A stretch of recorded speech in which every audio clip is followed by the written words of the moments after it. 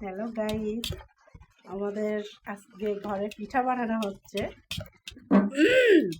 ইনি হচ্ছে আমাদের সাহেব। সে পিঠা বানাচ্ছে আর নাচ করতেছে, মানে পিঠা বানাচ্ছে না, পিঠার গোলা করতেছে।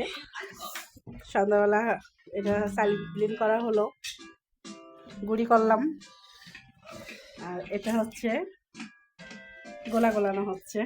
দেখা যাক পরবর্তীতে কি হয়।